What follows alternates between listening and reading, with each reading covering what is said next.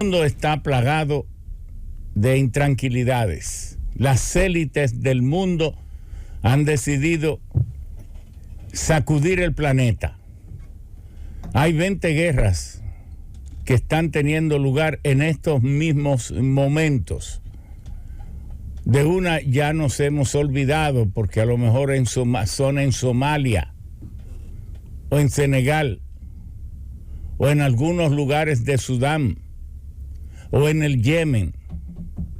¿Quién sabe cuántas guerras hay sumergidas en las 52 naciones que es África, el tercer continente en tamaño en el planeta, África, con sus 30 millones de kilómetros cuadrados, sus cerca de 1.500, 1.400 millones de habitantes, sus 52 naciones, muchas sumidas en el total conocimiento de la humanidad.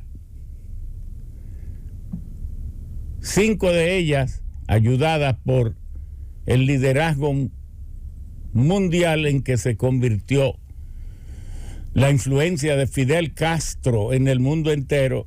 5 de ellas fueron asistidas en su liberación, entre ellas Zimbabue, parte de África, Angola y otras más, liberadas de coloniajes, de imperialismos y de enormes matanzas. Y se acusó entonces de Fidel Castro de haber metido sus narices y sus uñas en los asuntos internos de esas naciones de África y que estaba actuando cual si fuera un imperio, y él les respondió. Pero todos los imperios que han pseudo ayudado a naciones a liberarse de manera farsante, de manera fementida,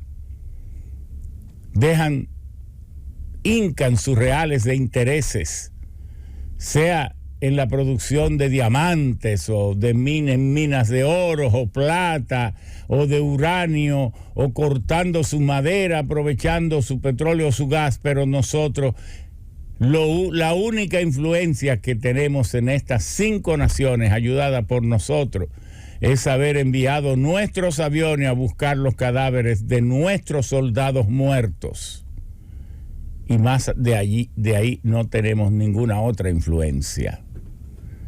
Ayudamos a que conquistaran su libertad sin ningún tipo de condicionamiento. Pero esto no ha bastado, porque si esos esfuerzos de Fidel y del mundo y de los voluntarios y de los internacionalistas de Cuba, que sin duda, erróneos o no, luchan por un ideal tan noble como ofrendar sus vidas para construir las estructuras democráticas en algunos lugares del mundo, si eso hubiese servido para mantener el orden, la tranquilidad y el progreso de manera sostenida, uno pudiera decir que valió la pena. Pero muchas de esas naciones entonces se liberaron de fuerzas extranjeras, pero entonces han sucumbido a las ideas dictatoriales o hegemónicas de sus propios caudillos.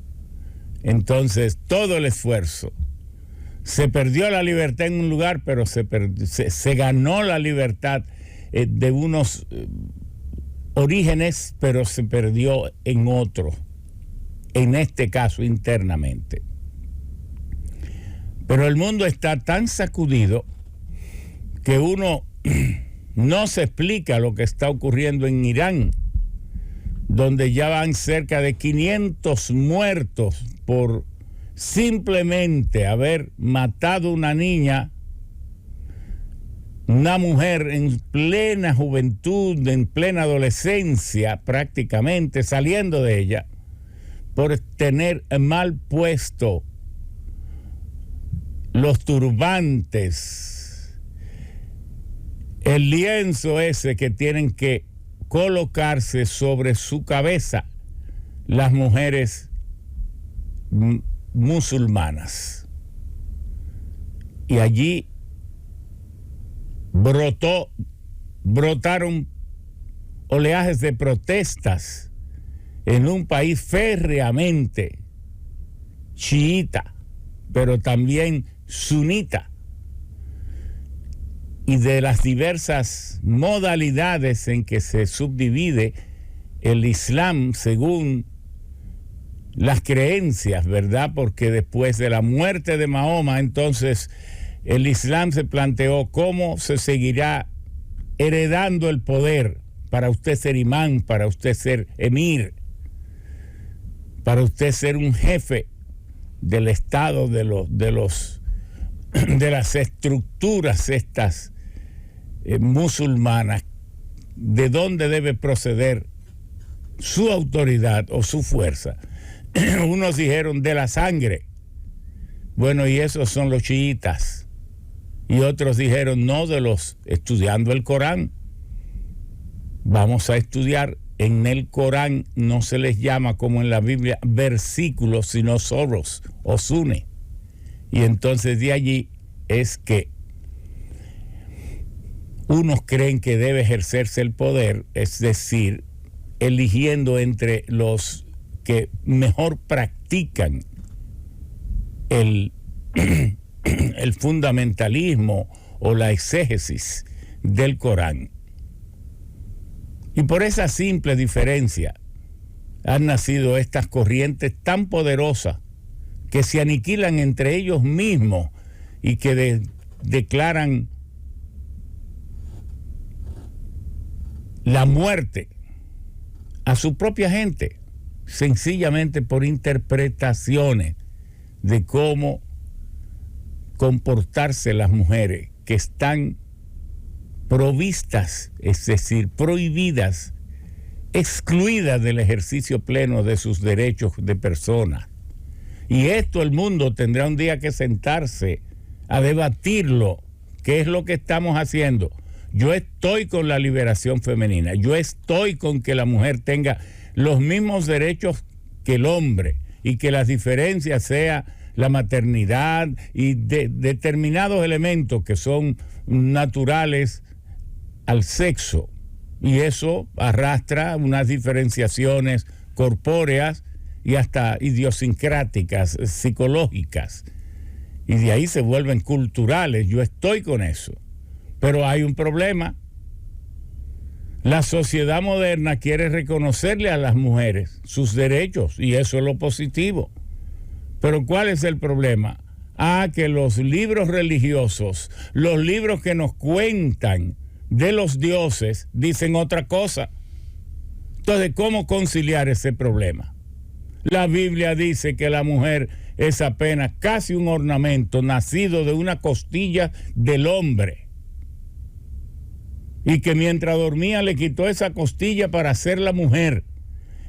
Y la Biblia dice que es el hombre el jefe. La Biblia dice que la mujer le debe obediencia. La Biblia dice que la mujer, es más, en las mezquitas, en las sinagogas judías, la mujer no puede entrar por la puerta principal, sino por las puertas laterales, porque no son miembros de los servicios religiosos de la sinagoga, no son miembros de pleno derecho, no lo son.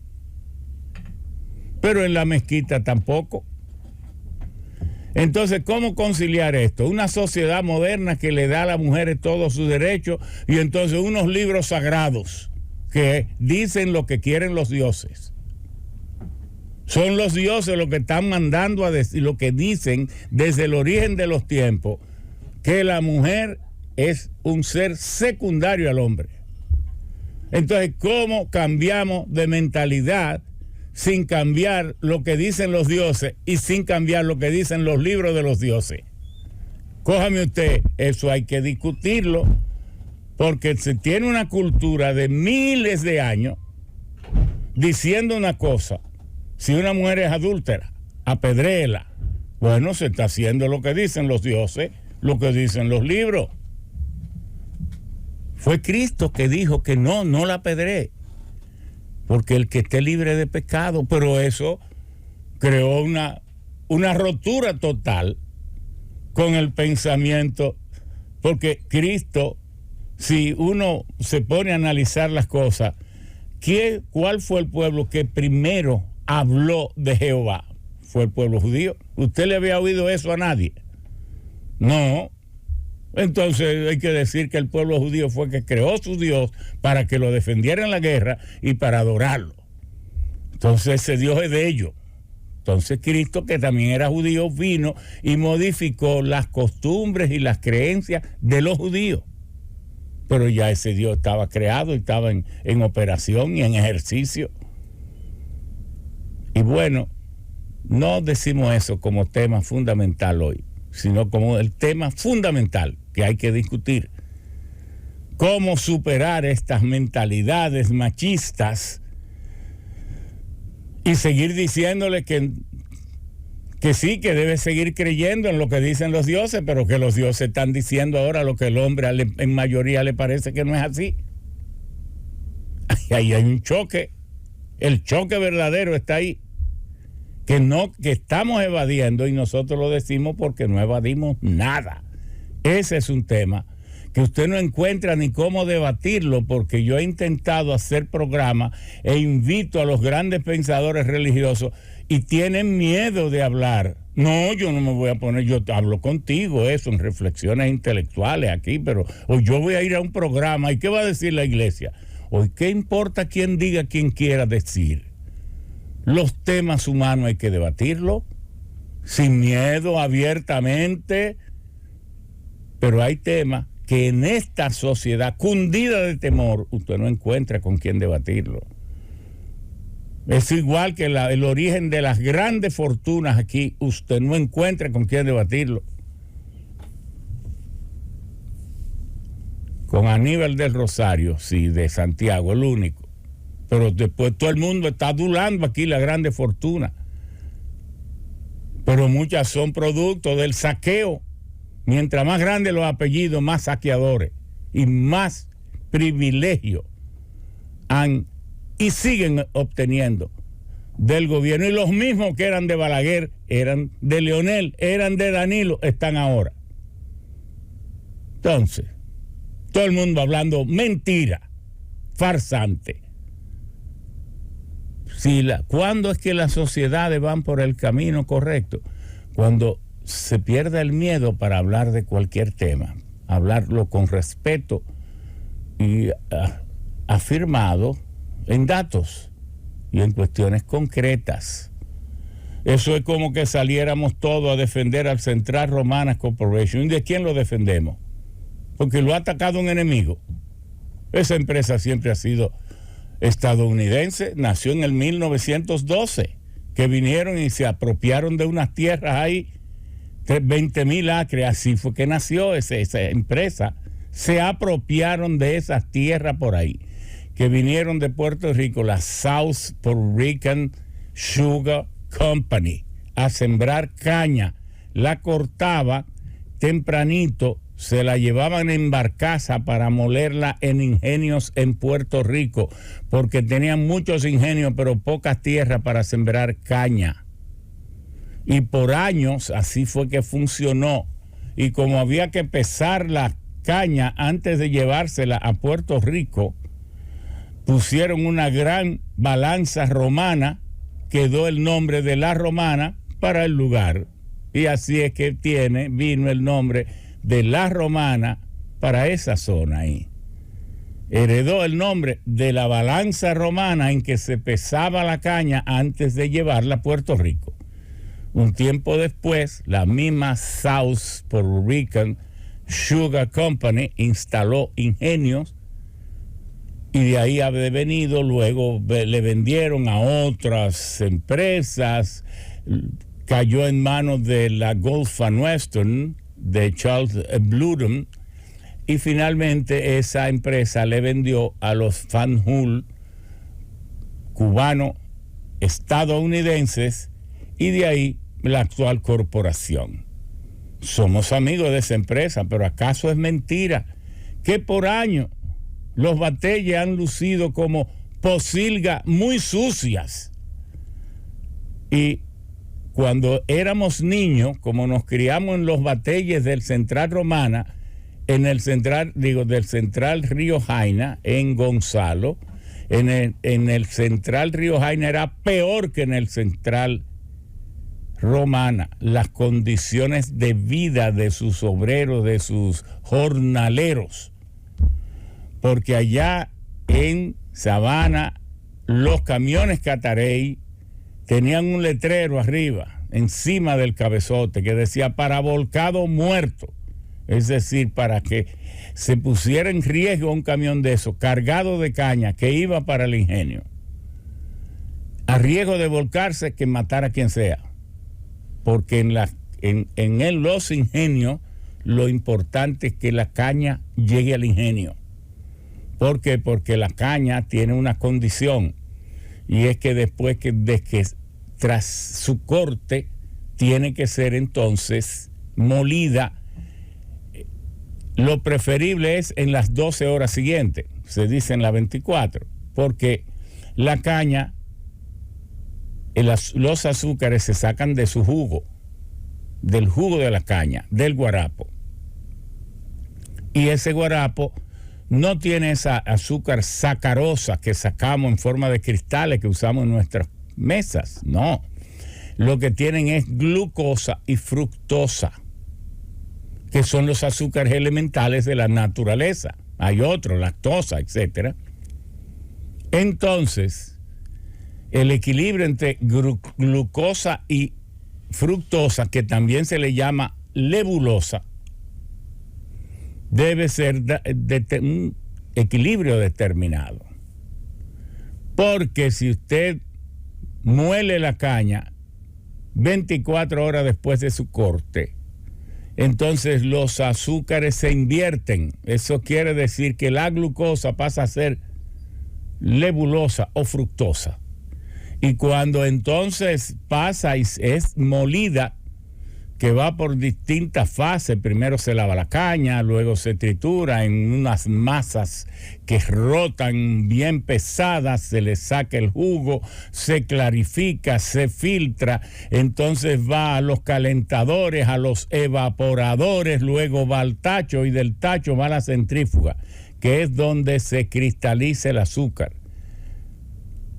Si ha pasado mucho tiempo y se ha invertido el azúcar, cuando una tonelada de caña es procesada en un ingenio, si tiene la pureza, los grados Brix y todo esto en orden, debe dar 245 libras de azúcar, debe dar 5 galones y medio de melaza, 3 libras de cachaza de filtrado y 735 libras de bagazo con 50% de humedad. ¿Qué significa? Que si se ha invertido el azúcar, da mucha melaza y poco azúcar. En vez de 245 libras, a lo mejor da 180, a lo mejor da 160 y da entonces 8 o 10 galones de melaza. Como la melaza vale menos que el azúcar, entonces ahí está el juego. Y por eso el ingenio dice que la caña tiene que llegarle, eso es sagrado. Y lea usted solo el canto de Pedro Mir. Hay un país en el mundo. Los caminos que llevan a nada son del ingenio. El barracón sucio y asqueroso donde habito es del ingenio. Todo es del ingenio. Todo. Entonces, hay que ser claro.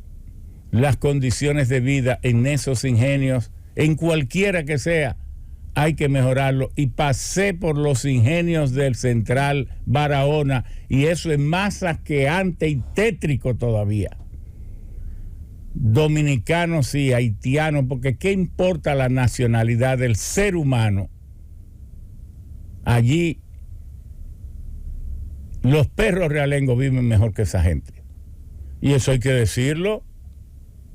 ¿Por qué tanta adulonería en una sociedad que se llama libre y tiene miedo para hablar?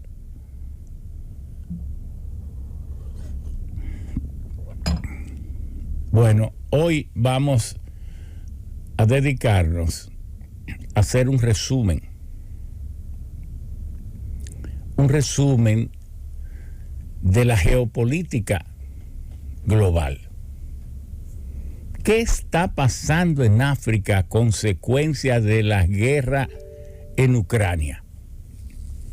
¿Qué está pasando en América a consecuencia de esa guerra? ¿Qué está pasando en Asia? ¿Qué pasa en Europa?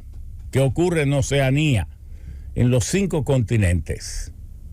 ¿Qué está pasando? ¿Qué seguirá ocurriendo? ¿Qué pasa con la energía? ¿Qué pasa con el trigo? ¿Qué pasa con el maíz, con los cereales, con las fuentes de hidratos de carbono? Pero ¿qué pasa con las oleaginosas, sobre todo la derivada de la flor del sol, el aceite de girasol? ¿Qué está pasando con todo eso? ¿Habrá hambruna? ¿Qué dice Stiglitz? ¿Qué dice Freud? ¿Qué dicen los grandes pensadores o economistas? ¿O qué dice Theodore Nothlin de la Universidad Libre de Pretoria, de África del Sur, profesor de ciencias políticas? ¿Qué dicen ellos? ¿Qué pasa en la pequeña República Dominicana? Y si todo esto estamos hablando de países viables, ¿qué pasa en los países no viables? ¿Cuántos muertos habrán? ¿Qué pasa en Haití? ¿Qué pasa en Senegal? ¿Qué pasa en Eritrea? En Etiopía, las antiguas regiones de Abisinia, de donde procede, por cierto, el café. El café, esa infusión que tomamos, pero que no es originaria de los tiempos, como es el té, que se pierde en el tiempo. La bebida del té, el café, nace en los 1500 después de ser descubierto por los pastores en Etiopía, en la región de la antigua Abisinia, cuando veían que sus ovejas, al retornar en la tarde para lamer las piedras de sal y beber agua, algunas no se dormían temprano como las demás. Las siguieron y se dieron cuenta que comían de una vallita y de unas hojitas de un arbusto en las montañas. Y entonces dijeron, ¿qué asociación hay? Con los siglos, con el tiempo, se dieron cuenta que es que esa hojita y esa vallita, ese café, por eso se llama Coffea arábica, estimulaba los sentidos, la adrenalina, el estar despierto, el dar más energía, y entonces de allí poco a poco el Islam, los musulmanes se fueron haciendo maestros en el manejo del café, y así como el té está vinculado a las viejas religiones, por ejemplo al hinduismo, que el hinduismo es la religión que no tiene origen, ella misma se llama, que su origen son los tiempos, ni tiene fundador. Se une el té también al shintoísmo, el taoísmo como religiones naturistas, y a las religiones humanas como el budismo y el confucianismo, y se une incluso a las religiones revelacionistas, excepto el Islam, y las religiones revelacionistas son el judaísmo y el cristianismo, porque todas estas últimas religiones creen en una revelación que es la que ha originado, la que origina la comunicación de Dios con los hombres, y entonces por eso se le llama al judaísmo, al cristianismo y al islam religiones revelacionistas, las tres grandes religiones del mundo que han llenado al mundo de guerra y de las cosas más atroces del mundo. Porque ¿cuáles han sido el origen de todas las guerras? En el fondo, religiosas. ¿Y cuáles son las religiones que se han especializado en hacerse guerra? El judaísmo, el cristianismo y el islam, de manera que a nombre de los dioses han masacrado al mundo, Oiga, cuántas cosas. Y de eso también hay que hablar, porque es que tenemos un mundo falso de mentira. Pero bueno, estamos hablando de todo esto, de la guerra en Ucrania. Y digo la guerra en Ucrania porque lo correcto sería decir la invasión de Rusia en Ucrania, pero yo no lo digo con mucha fuerza, porque acaso a Rusia no la acosaron hasta llevarla a eso. Habría que ver. Habría que ver. Pero lo más importante es cuáles están siendo los resultados de esa guerra. Estados Unidos logró convencer a su debilitado aliado, como se decía, por los desaciertos de Trump con la OTAN y las naciones europeas, que unas veces las ensalzaba, las subía al tope, otras veces las dejaba caer, otras veces se obraba en ellas. Entonces se debilitó esa alianza, pero Biden la ha fortalecido. Pero posiblemente esto sea el gran perdedor de esta guerra, sea Europa. ¿Por qué? Porque Europa ha sido siempre el escenario de las guerras mundiales. En América nunca ha habido una guerra mundial. Nos hemos guerreado entre nosotros y hemos ido a pelear a escenarios de guerra mundiales en otros continentes. Pero aquí en América no se ha tirado un tiro por guerras mundiales. Ni uno. Entonces, si yo tuviera una empresa global, la voy a tener en Europa, en el escenario de las guerras mundiales. Las voy a tener allí esperando que estalle un misil de Putin o de la OTAN. Pero además pagando 3 veces el costo de la energía, porque así ha subido. Porque aquí en América está a la tercera o quinta parte de la energía. Pero además los impuestos en Europa, ¿dónde han subido? Y siguen subiendo. Entonces, ¿qué busco yo allí? Entonces, ¿no habrá caído Europa en una trampa? Se dejó arrastrar a una guerra y están muy envalentonados, pero en el fondo se están desindustrializando porque las industrias están huyendo de allí. Y cuando termine esto, ¿dónde estará Europa? Entonces, ¿quién habría sido el gran perdedor por haberse dejado arrastrar a un conflicto donde están de que los cerebros más privilegiados actuaron como algunos cerebritos de África? Sin pensarlo. Pero además, si ustedes dependían en un 50% del gas ruso, no tienen gas, porque dejen de depender del gas ruso, entonces van a depender del propio gas de ustedes si no tienen. Entonces van a depender del gas de otro, que le queda más lejos, que hay que licuarlo primero para llevárselo como gas licuado, porque ese gas natural que fluye por los gasoductos en todos los continentes del mundo, que va desde el hoyo, desde donde se saca el gas, se limpia y se mete en los gasoductos, ese gas a presión atmosférica o a lo sumo a 1440 psi, que se eleva para darle impulso al flujo dentro de las tuberías, ese gas no se puede meter en los barcos, porque eso sería traer un barco casi lleno de aire. El contenido calorífico es muy bajo. Entonces, ¿qué se hace? A partir del gran esfuerzo que hizo Qatar cuando en 1971 Al-Thani, el hijo del antiguo rey y dueño de Qatar, le dio un golpe de estado a su papá, incruento, y le dijo: no, yo te he quitado del poder porque tú lo que vives es en los casinos de Mónaco y en estas cosas. Entonces yo voy a desarrollar a Qatar y ha sido él uno de los responsables. Se conocía la tecnología, pero no se había llevado a nivel comercial, el que puso a punto comercial la licuefacción del gas natural para entonces convertirlo en gas natural líquido, para que se pudiera transportar en barco por los océanos.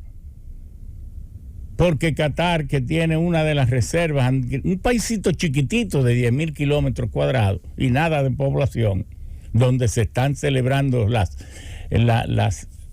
los Juegos Mundiales, los Mundiales del Fútbol de la FIFA, en Qatar, en Doha, todos estos lugares. Bueno, sentado, el país está colocado en una de las, por eso es la nación más rica del mundo, con $126,000 por persona del mundo,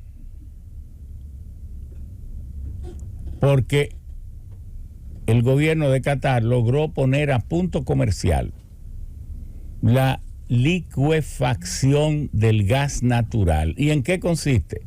Bueno, como con los avances de los estudios espaciales y todo esto, se ha desarrollado la criogenia, que es la ciencia que estudia el comportamiento de los materiales a temperaturas extremadamente bajas. Entonces, se pudo tener la tecnología para tomar el gas natural, enfriarlo hasta menos 163 grados centígrados, hasta menos 163, y ahí con una simple presión se licúa. Entonces usted tiene gas licuado, gas natural licuado.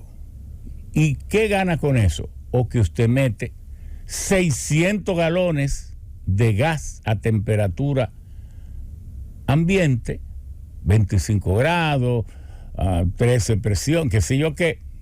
Entonces usted mete 600 galones en un solo galón de gas. El gas, un galón de gas natural, un galón de gas natural líquido tiene 600 galones de gas natural, de ese que circula por los gasoductos. Entonces, la densidad, el peso específico se multiplica por 600, y entonces el poder calorífico del gas cuando se transporta por los barcos es 600 veces más alto. Entonces vale la pena transportar gas natural por barco. Pero ¿qué pasa? Que esos mismos barcos, ¿cuántos barcos de esos hay? Nada más hay 278 en el mundo entero. Ese gas, hay uno de esos que nos trae el gas natural líquido a nosotros, aquí a Andrés. Se lo van a llevar para Europa para dejarnos a nosotros sin ese combustible. Pero así todos los, le llaman barcos metaneros, están comprometidos cada uno en su región. Entonces, para que si Rusia corta el gas a Europa, entonces Europa pueda seguir viviendo, subsistiendo, pero con su industria funcionando, que mucho depende del gas natural. De todo depende la generación de electricidad, las petroquímicas, la fabricación de todos los plásticos que usted conoce, son todos hechos de gas natural, en su gran mayoría, otros de petróleo. Todo el aparato industrial, el 60% habría que pararlo. Pero entonces habría que mandárselo de Qatar o de Estados Unidos, de donde haya gas, pero donde haya plantas para licuarlo, pero donde haya barcos para licuarlo. Por eso es que se está diciendo que en caso de que Rusia corte, porque estamos hablando de toda esta guerra y de todo, y de 20,000 sanciones, pero Rusia sigue alimentando de gas. Tiene 11 gasoductos, 7 en Ucrania, 2 en Bielorrusia, y el Nord Stream 1 que no ha parado, el Nord Stream 2 que no lo han certificado, lo vandalizaron, pero eso se repara. Entonces sí, pero En medio de la guerra, Rusia no ha dejado de venderle gas a Ucrania porque se dice que le ha bombardeado su planta y su cosa, pero que no tiene que bombardear nada si quisiera. Y corta el gas a Ucrania, porque Ucrania solo produce el 15% del gas que requiere y todo el otro, ¿de dónde va? Por los 7 gasoductos que cruzan a través de Ucrania para ir a Europa. Esto es una guerra compleja. Entonces, para Europa depender, no se está hablando de liberar a Europa. No, porque dejaría de depender del gas ruso, pero entonces ahora es más complejo todavía. Dependería del gas entonces de Estados Unidos, en un país que lamentablemente, mi segunda patria, donde nos educamos, donde vivimos, donde vamos, donde tenemos nuestra familia, no todo, se está volviendo loco. Allí nadie está entendiendo a nadie. Tienen una ley del 1700 de cuando se iba expandiendo Estados Unidos, que cada familia tenía que tener un arsenal de armas para poder defenderse de los bisontes, de los lobos, de toda la fiera, pero defenderse también de los bandidos, de los forajidos, de ataque de algunos aborígenes protestando porque les quitaron sus tierras y sus hábitats. Entonces, cada familia que se expandía hacia el medio oeste o hacia el oeste tenía que tener su propio arsenal, defenderse. Hasta los niños le enseñaban, pero ahora, por Dios, con el FBI, la CIA, las policías municipales, el país con más policías del mundo. ¿Y para qué necesitan esas armas de guerra? Conservar ese derecho. Pero bueno, yo me negaba cuando estaba estudiando en Estados Unidos. Mi compañero, ven Ramoncito, vamos para el polígono de tiro, que allí hay uno, qué sé yo qué, nos íbamos al campo.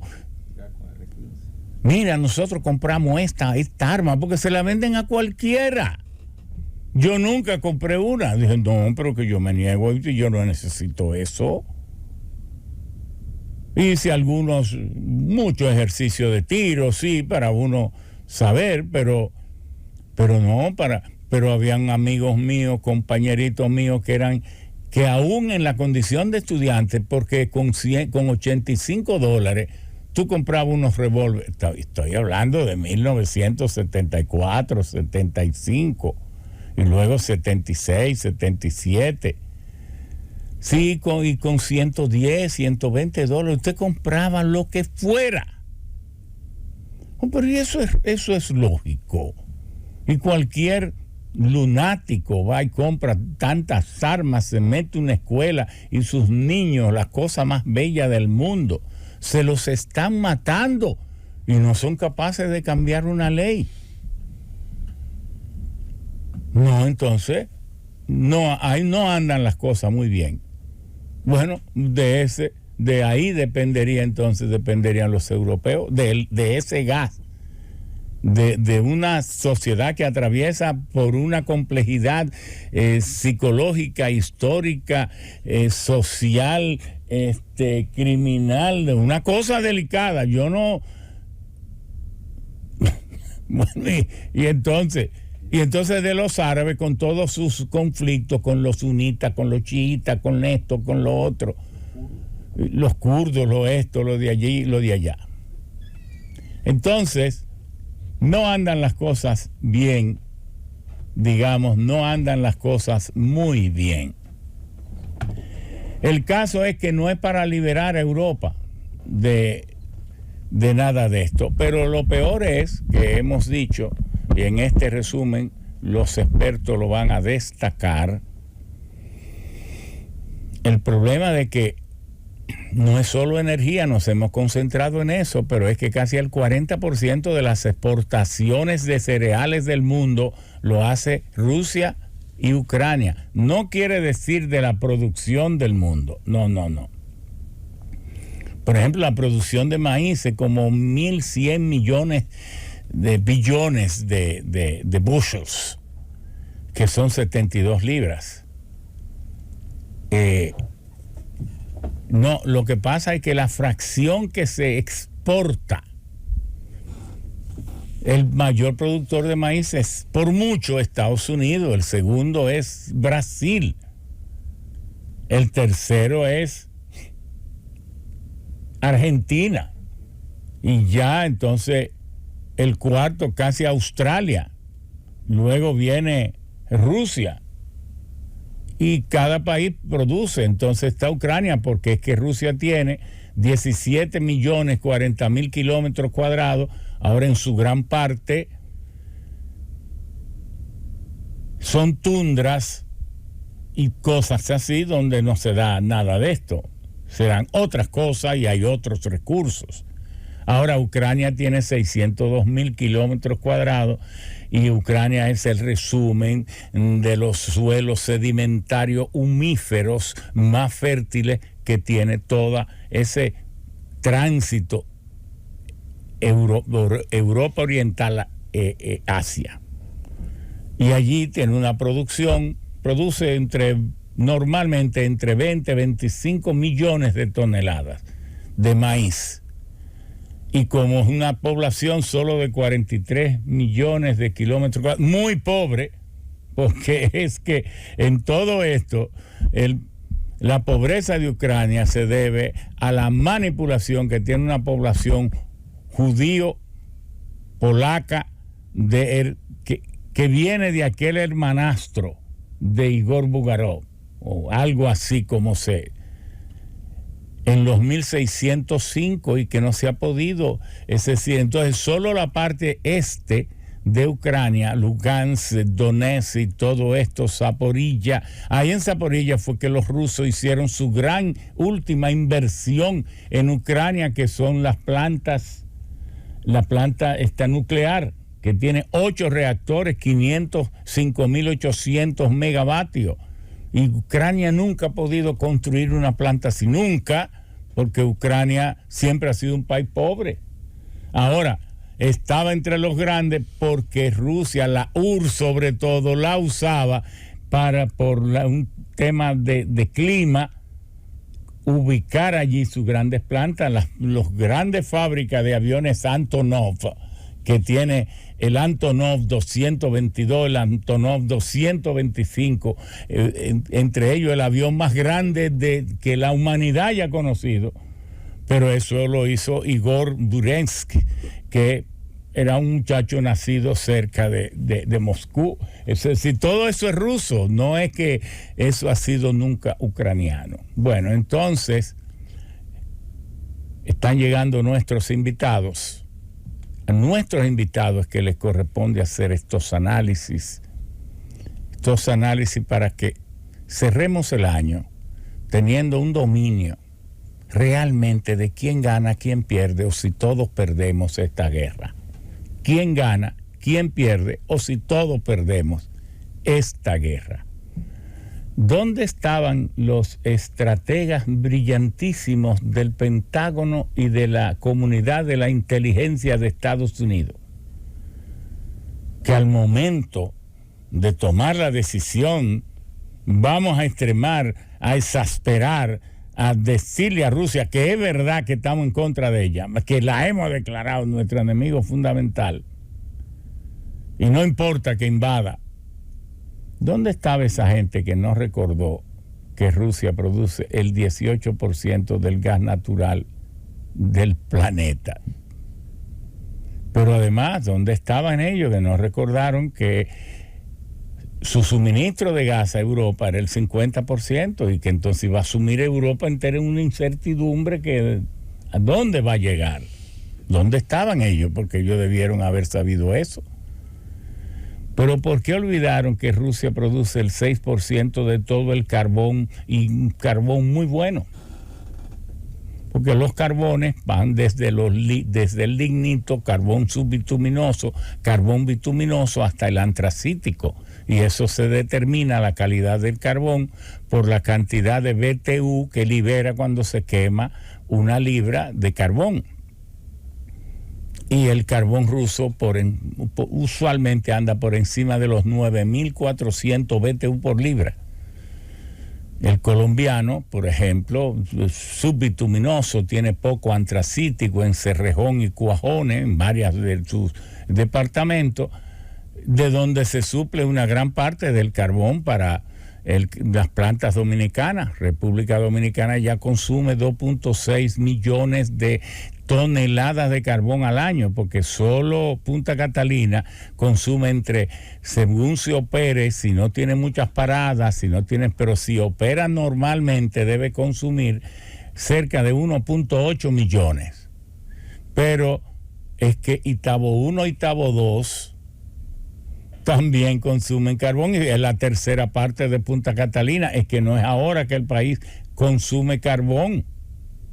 No, muchas personas no muy enterados de estas cosas han creído que es ahora que el país viene por... No, 35 años o más tiene Itabo 1 y Itabo 2, porque fue a nosotros, a Marcelo Jorge y a mí, que nos correspondió decidir sobre Itabo 1 y Itabo 2. Cuando en 1982 llega Salvador Jorge Blanco al poder, claro, nosotros jovencitos, Marcelo tendría como 34 años y yo tenía 29, y entonces a él se le nombra administrador general de la CDE y a mí, secretario técnico de la presidencia, las dos autoridades máximas sobre todo estos temas, porque además era presidente de la Comisión Nacional de Política Energética. Entonces, se había empezado Itabo 1, pero Itabo 1 iba a ser para quemar fuel oil. Pero viene y se nos acercan maquinistas terrestres, la compañía española que hacía la construcción de Itabo 1, nos dice, bueno, las bases, vamos a ver si discutimos todos estos temas con el presidente, los asesores, y entonces decidimos que no fuera solo Itabo 1, sino Itabo 2, pero ahí mismo decidimos que fueran dual, que pudiera quemarse fuel oil o carbón. Fue una decisión de nosotros, pero cuando la empresa arrancó ya se sabía que ya el petróleo había empezado en las presiones alcísticas, pero el carbón tenía 50 años con los precios estables y siguió 50 años más. Porque ha sido ahora recientemente que el carbón por primera vez altera su precio. Había estado callado y silente, y por eso se prefería el carbón, por su estabilidad. Entonces decidimos, ¿y qué ha pasado? Que Itabo 1 y Itabo 2 siempre han operado a carbón y consumen 550,000, 600,000 toneladas al año durante 35, 36 años. No es ahora. Y eso se suma ahora a lo que consume Punta Catalina, pero también la de Barahona, que se hizo para quemar bagazo, y carbón funciona más bien a carbón, porque es que la biomasa nada más es durante la zafra, y entonces